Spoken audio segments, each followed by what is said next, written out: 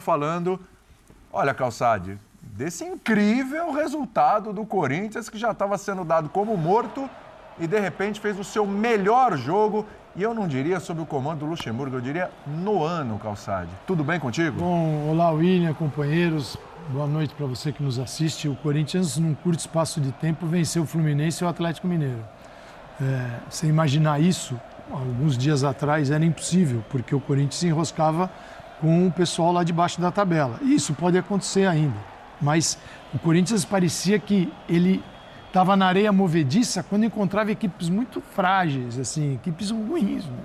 E agora ele encontrou dois dos melhores do Brasil, daqueles que têm mais potencial. Claro que o Cudê vai receber um monte de críticas até pela escalação, porque ele vinha com um grande... tem outro lado da moeda aí, né? Com um resultado muito bom, mas deixou o Hulk no banco, tal, e fez algumas mudanças no intervalo, várias mudanças, 4? quando ele percebeu que as coisas poderiam ficar bem ruins. A gente está vendo aí o primeiro gol, o gol do Bidu, e o Vanderlei tomou algumas decisões que são sempre julgadas em função do resultado. Elas deram certo porque o Corinthians passou.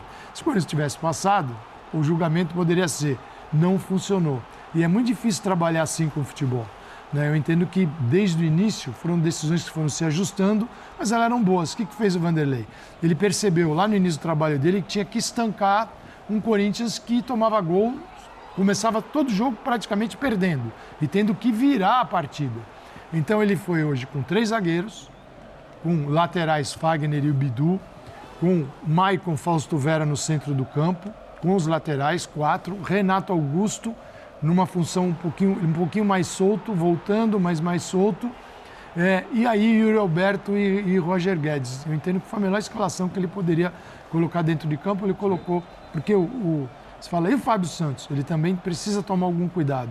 O que faz o Luxemburgo no Corinthians quando ele chega? Trabalho de diretoria de futebol, trabalho de planejamento de elenco. Ele afastou alguns jogadores que não tinham rendimento e nem jogavam. Balbuena, que não vai ficar.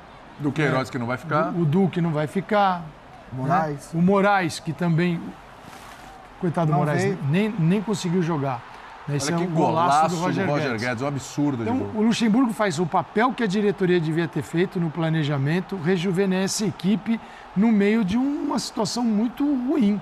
E hoje tem uma vitória, 2-0 no tempo normal, iguala o número de gols que tomou em Belo Horizonte e aí ganha nos pênaltis. Quer dizer, aquele resultado para dar o clique, para melhorar a autoestima, o rendimento, a confiança, porque vem resultado, desempenho e uma classificação espetacular pelas circunstâncias. A gente falar que o Corinthians estava na UTI, Foi o quarto. já está no quarto, a caminho de talvez, quem sabe, receba alta. Mas é o começo de uma mudança. E isso aconteceu mesmo, de verdade. E com o Renato Augusto sendo utilizado mais tempo do que a gente imaginava. Tem gente que não imaginava que ele estaria disponível para sequer meio tempo, ele jogou até quase coincidência ou não, na estatística vai entrar. As 2 vitórias do Corinthians foram jogos que o Renato Augusto contra o Fluminense. Isso, ele entrou em campo. O Corinthians não fazia gols e com o Renato Augusto fez 3 já, né? É isso aí. Exatamente, porque quando ele entrou estava 1-0, né, pro Corinthians já. Aliás, hoje o primeiro gol do Corinthians, né, com a marca, com a assinatura ali do Renato Augusto, Renato. Qualquer Zé Ruela ali, boa noite aos amigos, ao Fã de Esportes, qualquer jogador ali que não tenha a visão que ele tem é chumbar a bola no gol. A bola quicou pra ele ali, não, ele viu que tinha alguém em condição melhor. Assim, concordo muito com o Calçade no lance das decisões. Era muito visível que o Corinthians fisicamente não existia.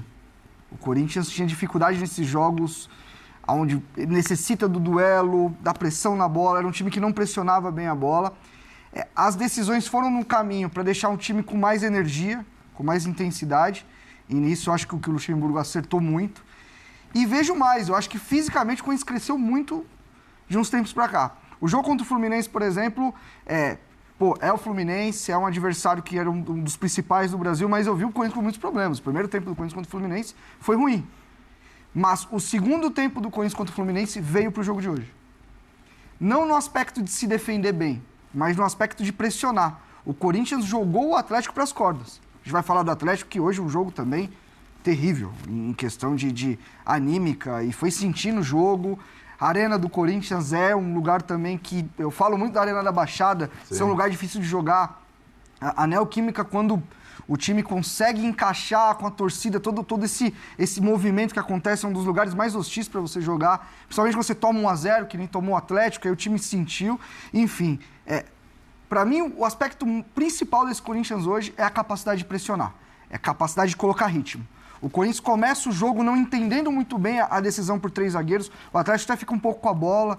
Você vê que os encaixes não estão muito certos. O Atlético consegue avançar com a bola em vários momentos, mas depois que se ajusta, os jogadores do Atlético não tiveram um passe. Quando eles recebiam a bola, já tinha gente pressionando. Exato. Gente pressionando. E você pega exemplos, cara. Muita bola, inclusive. Você pega um exemplo, o Maicon. Você pega o Maicon, por exemplo... É um jogador que tinha dificuldade para ter sequência de jogos.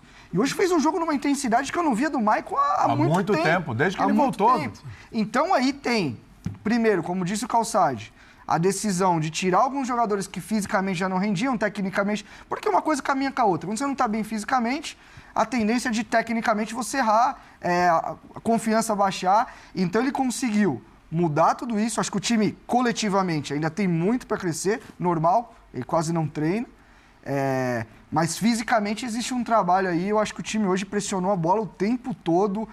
Eu queria ver até o segundo tempo. Terminou o segundo tempo jogando, o jogo ficou um pouco mais aberto. Enfim, questionei muito. Tenho muitas questões com o Luxemburgo ainda. Acho que não era uma decisão correta. Mas realmente essas decisões, que eram até para muitos óbvias, porque o time não conseguia competir. Mas não era qualquer um que chegava e peitava caras grandes e conseguia colocar para fora. O tempo está dando razão ao Luxemburgo, Werner? Tudo bem? Tudo bem, William? Boa noite a você, Eugênio, Renato, professor Calçade, aos fãs e às fãs do esporte. Sim, por enquanto sim. Porque nessa construção tem várias decisões que ele toma que foram essenciais para o time estar na próxima fase da Copa do Brasil. Todas citadas. Primeiro, eu acho essencial ter jogadores que conseguem competir fisicamente. Ele abre mão de jogadores com mais potencial técnico. Por exemplo, Juliano hoje estava no banco. É um jogador, teoricamente, com mais potencial técnico, né? O Fábio Santos, hoje em dia, não é um jogador mais com condições. O Fábio Santos, no ápice da forma na lateral, é um lateral melhor que o Bidu. Então, ele abre mão disso. E aí precisava ter um técnico com coragem e com tamanho para isso. E ele chega no Corinthians numa condição em que o Corinthians não tinha mais o que fazer com a escolha de treinador. Né?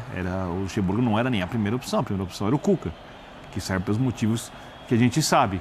E quando o Luxemburgo faz essa escolha, o time pode começar a competir. E o time, com o tempo, começa também a marcar um pouco melhor. Segunda-feira eu dizia aqui no Linha que esses elogios que fizeram o Corinthians contra o Fluminense e algumas coisas melhores na marcação, para mim, jogava a régua lá para baixo. Porque o time pode produzir mais. O time tem coisa de jogar mais. Hoje, o que eu esperava é isso. Né? Ou o que eu esperava, não nesse jogo especificamente, mas que o Corinthians poderia apresentar é disso para melhor. O Corinthians tem um elenco muito melhor do que o futebol que vinha apresentando, mesmo sendo elenco com problemas, lacunas, envelhecido. E dá para entender hoje as decisões bem tomadas pelo técnico, ao usar os 3 zagueiros, uma proteção melhor ao Fagner, que hoje em dia é um jogador que funciona melhor no apoio do que funciona quando precisa ir e fazer a recomposição também. E o Bidu protegido, porque o Bidu tem problemas de marcação, a escolha de um jogador que inicia bem o jogo, que é o Fausto Vera, né? O Roger Guedes, que eu dizia também várias vezes, depois de todas as críticas que fez a Vitor Pereira, precisava entregar em campo e está entregando muito na temporada. Ele é o melhor jogador do Corinthians. Na temporada, sem dúvida nenhuma, em todos os aspectos. Até sem a bola ele está conseguindo... Recompondo mais pela esquerda, né? O jogador com o que Renato em campo, o Roger tem que trabalhar muito sem a bola. E aí a diferença, né? Renato Augusto. Porque é impressionante como o Renato... É óbvio que fisicamente não está no ápice da forma. É óbvio que fisicamente não tem condições, senão ficaria o jogo inteiro. Esse passe, por exemplo, explica tudo. Mas como é difícil o adversário achar o Renato em campo. Né? Ele circula ali, vem um pouco mais atrás, vem para o meio de campo, abre um pouquinho de vez em quando, aparece aqui. Ele está sempre perto da jogada, ele tem decisões inteligentes e rápidas, né? E ele consegue tecnicamente executar a coisa no nível melhor que o dos outros. Isso tudo diante do Atlético, que foi sentindo o jogo, nem começou tão mal. mas foi piorando, o Corinthians crescendo, foi sucumbindo diante do ambiente, da melhora do Corinthians. E chegou um momento que você olhava as equipes e se você olhasse os jogos anteriores, você não imaginaria que o Atlético poderia ter feito 5 gols no jogo de ida, que é um bombardeio contra o Corinthians no primeiro jogo, e que o Corinthians... Vamos lembrar a participação do Cássio também no primeiro jogo, né? Não só os Nossa Senhora. Nossa, se a gente for pegar os 2 jogos, que é o principal, eu não gosto muito de dar o destaque, mas se tiver que destacar um, destaca o Cássio. Né, pelo que ele fez no primeiro jogo, e também tem os pênaltis aqui hoje. Salvou. É, pra mim, o maior jogador da história do clube. Eu sei que tem gente que discorda, mas pra mim é o maior jogador da história do clube. Então, quando você me perguntava assim, tem o dedo do técnico e não dá pra falar da classificação do Corinthians sem elogiar o Luxemburgo. E aí, Eugênio, a gente fala... Fala galera, vamos às notícias do Corinthians. Já se inscreva só no sino, deixa o like. Grande vitória do Timão acima do Atlético Mineiro. O Corinthians virou contra o Galo e avança nos pênaltis para as quartas de finais da Copa do Brasil. Donos da casa tiveram ótima atuação em Itaquera, gols de Matheus Bidu e Roger Guedes. Baita de uma vitória do Corinthians para cima do Atlético Mineiro. O Corinthians venceu aí o Atlético Mineiro por 3-1 nos pênaltis, após uma vitória por 2-0 no tempo regulamentar nesta quarta-feira e avançou às quartas de finais da Copa do Brasil. Na ida, o Atlético Mineiro tinha vencido pelo mesmo placar de 2-0. O Corinthians devolveu o placar e nos pênaltis classificou para a próxima fase da Copa do Brasil, dando mais tranquilidade para o professor. Coloca a sua opinião nos comentários, se inscreva no sino, deixa o like e até o próximo vídeo.